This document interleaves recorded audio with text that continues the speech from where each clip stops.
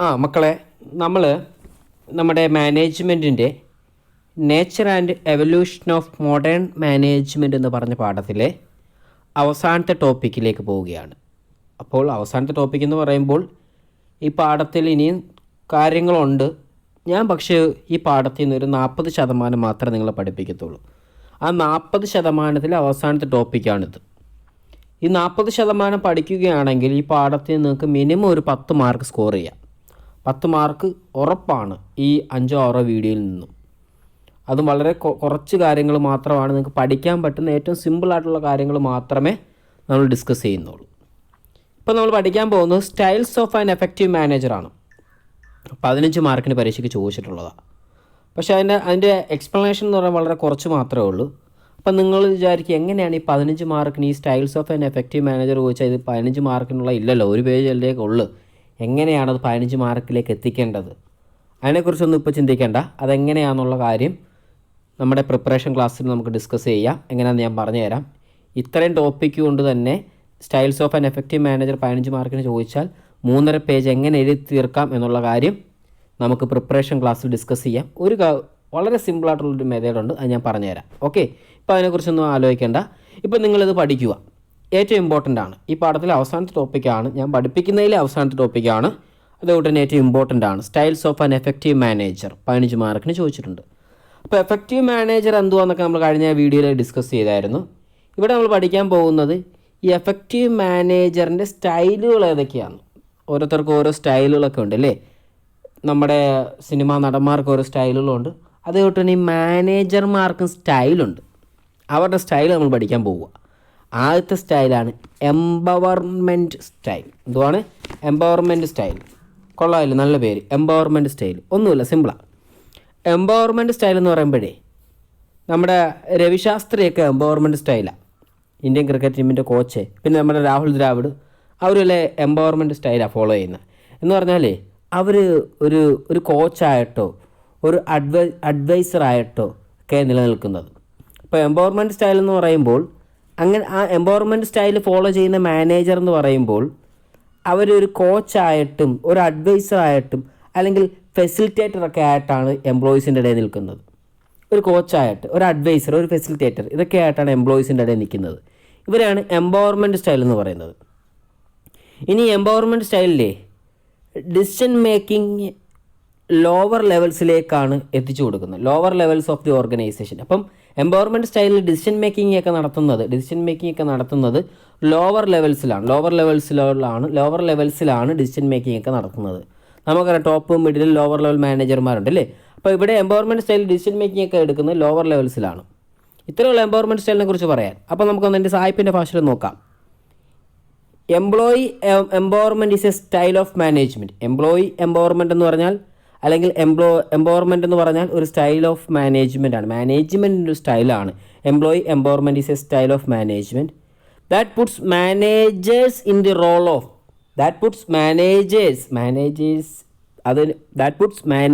In the role of എന്തുവാണ്?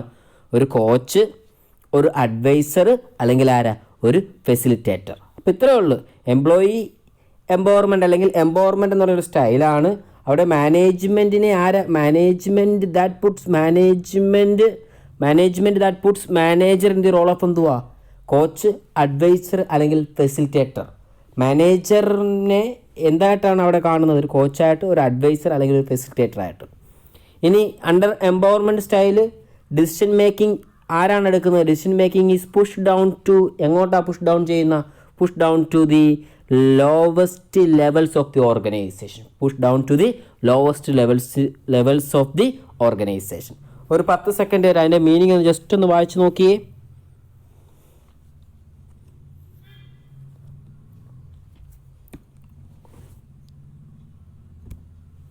ഇപ്പോൾ employee empowerment style എന്ന് പറയുമ്പോൾ ഒരു മാനേജ്മെൻറ്റ് പുട്ട് ചെയ്യുന്നു മാനേജറിനെ ഏത് റോളിലോട്ടാണ്? Management that puts manager in the role of എന്തുവാണ്? ഒരു കോച്ച്, ഒരു അഡ്വൈസർ, അതും അല്ലെങ്കിൽ ഒരു facilitator.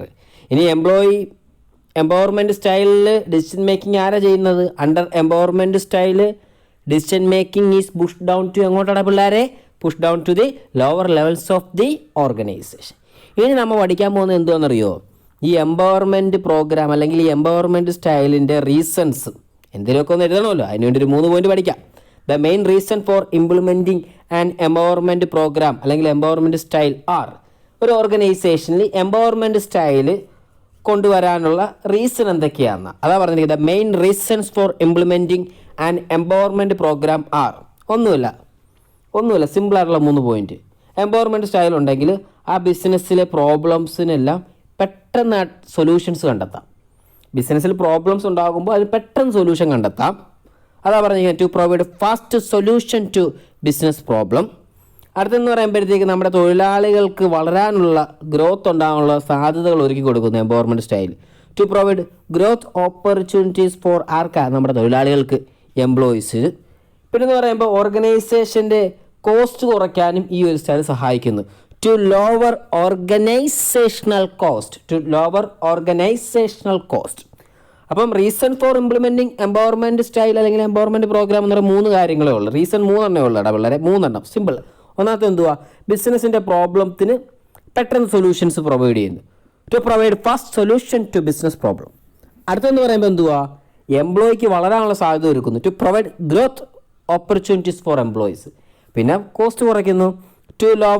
To lower organisational cost. ഇത്രയേ ഉള്ളൂ എംപവർമെൻറ്റ് സ്റ്റൈലിനെ കുറിച്ച് പറയാൻ.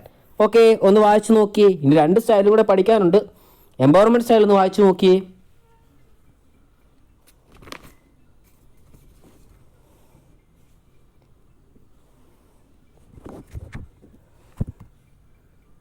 ഓക്കെ, നമുക്ക് 2ാമത്തെ സ്റ്റൈലിലേക്ക് പോവാം.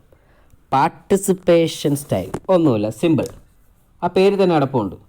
പാർട്ടിസിപ്പേഷൻ സ്റ്റൈൽ എന്ന് പറയുമ്പോഴത്തേക്കേ ഇവിടെ ഇൻഫർമേഷൻസ് മാനേജ്മെൻറ്റ് എന്ത് ചെയ്യുന്നറിയോ, ഇൻഫർമേഷൻസ് എംപ്ലോയീസുമായിട്ട് ഷെയർ ചെയ്യും. മാനേജ്മെൻറ്റ് അവരുടെ കയ്യിലുള്ള ഇൻഫർമേഷൻസ് നമ്മുടെ തൊഴിലാളികളുമായിട്ട് എംപ്ലോയീസുമായിട്ട് ഷെയർ ചെയ്യുകയും തീരുമാനങ്ങൾ എടുക്കുമ്പോൾ അവരെ കൂടി ഉൾപ്പെടുത്തുന്നു.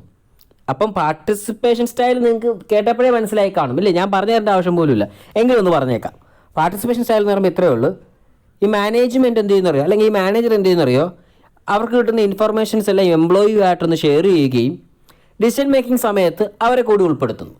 അതാ പറഞ്ഞിരിക്കുന്ന പാർട്ടിസിപ്പേറ്റീവ് മാനേജ്മെൻറ്റ് സ്റ്റൈൽ അല്ലെ participation style refers to the style. ഇതൊരു സ്റ്റൈലാണ്. Refers to style of sharing information with ആരുമായിട്ടാ, ഷെയറിംഗ് ഇൻഫർമേഷൻ വിത്ത് ആരാ, എംപ്ലോയീസ്. ഇൻഫർമേഷൻസ് എംപ്ലോയിയായിട്ട് ഷെയർ ചെയ്യുകയും and involving them in decision making. അവരെ ഉൾപ്പെടുത്തുന്നു. എവിടെ, തീരുമാനങ്ങൾ എടുക്കുമ്പോൾ അവരെ കൂടി ഉൾപ്പെടുത്തുന്നു. And involving them in decision making. അപ്പോൾ ഇത്രയേ ഉള്ളൂ പാർട്ടിസിപ്പേഷൻ സ്റ്റൈൽ. അപ്പോൾ participative manage style refers to എന്തുവാ, സ്റ്റൈൽ ഓഫ് എന്തുവാണ്, ഷെയർ ചെയ്യുന്നു ഇൻഫർമേഷൻ വിത്ത് ആരുമായിട്ടാ, എംപ്ലോയീസ്. അത് മാത്രമാണോ, അല്ല, ആൻഡ് ഇൻവോൾവിങ് ദം ഇൻ എന്തുവാണ്, ഡിസിഷൻ മേക്കിംഗ്. അടുത്തതെന്ന് പറയുമ്പോൾ അവസാനത്തെ ആ പാരഗ്രാഫിൽ ഒരു സെൻറ്റൻസ് കൂടെ നമുക്ക് പഠിക്കാം. ഈ പാർട്ടിസിപ്പേറ്റിംഗ് സ്റ്റൈലിൽ മാനേജർ എന്ത് ചെയ്യുന്നറിയോ, കൺസൾട്ട് ചെയ്യും ഡയറക്റ്റ്ലി ആരുമായിട്ടാ, എംപ്ലോയീസുമായിട്ട് ഡയറക്റ്റ്ലി കൺസൾട്ട് ചെയ്യും ചില സിറ്റുവേഷനിൽ.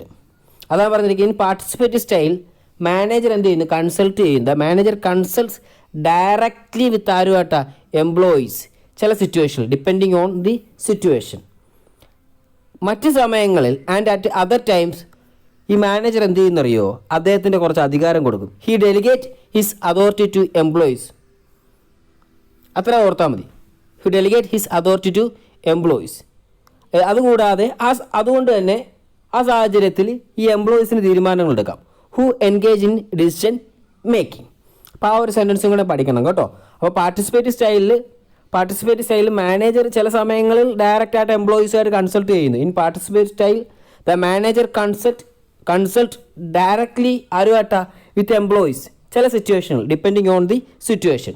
മറ്റ് സാഹചര്യങ്ങളിൽ അദ്ദേഹത്തിൻ്റെ അതോറിറ്റി ഡെലിഗേറ്റ് ചെയ്ത് കൊടുക്കുന്നു. And other times he delegate his authority to ആർക്കാ, എംപ്ലോയീസ്. എന്തിനു വേണ്ടിയാ, തീരുമാനങ്ങൾ എടുക്കാൻ. ആ എംപ്ലോയി തീരുമാനം എടുക്കും. Who engage in the decision making. അപ്പോൾ പാർട്ടിസിപ്പേറ്റീവ് സ്റ്റൈലിനെ കുറിച്ച് ഇത്ര ഓർത്താൽ മതി. പാർട്ടിസിപ്പേറ്റീവ് സ്റ്റൈലിനെ കുറിച്ച് ഇത്ര മാത്രം ഓർത്താൽ മതി. ഒന്ന് വായിച്ചു നോക്കിയേ.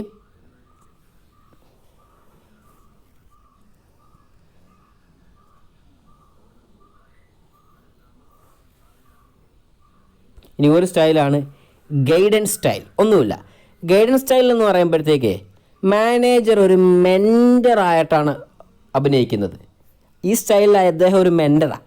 Guidance style refers to a style of functioning in which manager ആരാണ് മക്കളെ? Act as a mentor to his employees. എന്നിട്ട് ഇവിടെ മാനേജർ ഒരു ഔട്ട്ലൈൻ തയ്യാറാക്കും. ആ ഔട്ട്ലൈനിനുള്ളിൽ നിന്നുകൊണ്ട് തൊഴിലാളികൾ എന്ത് ചെയ്തിരിക്കണം? പ്രവർത്തിച്ചിരിക്കണം. Where the manager outlines the goals of the company. Manager outline ചെയ്യും ആ കമ്പനിയുടെ ഗോള്. എന്നിട്ട് എംപ്ലോയീസ് അതനുസരിച്ച് എന്ത് ചെയ്യണം? ജോലി ചെയ്യണം. And each employees made responsible for. ഓരോ തൊഴിലാളികൾക്കും ഉത്തരവാദിത്വമുണ്ട്. And each employees made responsible for എന്തിനു വേണ്ടിയാ? ഈ ഗോൾ നേടിയെടുക്കാൻ. For achieving his goals through എന്തിലൂടെ? അദ്ദേഹത്തിൻ്റെ ഗൈഡ് ലൈൻസിലൂടെ. Through timely guidance. അപ്പം ഗൈഡൻസ് സ്റ്റൈൽ എന്ന് പറയുമ്പോൾ ഇത്രയേ ഉള്ളൂ. ഗൈഡൻസ് സ്റ്റൈൽ എന്ന് പറയുമ്പോൾ മാനേജർ ഒരു മെൻറ്ററാണ്. Guidance style refers to a style of functioning in which the manager act as a mentor to his employee. മെൻറ്ററാണ്. മാനേജർ അവിടുത്തെ ഗോൾസ് ഔട്ട്ലൈൻ ചെയ്യുന്നു. Where the manager outlines the goals of the company. ഓരോ തൊഴിലാളികളും ആ goal നേടിയെടുക്കാൻ വേണ്ടി പ്രവർത്തിക്കണം. And each employees is made responsible for achieving his goal. എങ്ങനെ? Through timely guidelines. ഇപ്പോൾ ഇത്രയേ ഉള്ളൂ. 3 സ്റ്റൈൽ നമ്മൾ പഠിച്ചു. Styles of effective management, empowerment style, രണ്ടാമത്തെ പാർട്ടിസിപ്പേഷൻ സ്റ്റൈല്, മൂന്നാമത്തെ എന്തുവാടെ പിള്ളേരെ? Guidance style.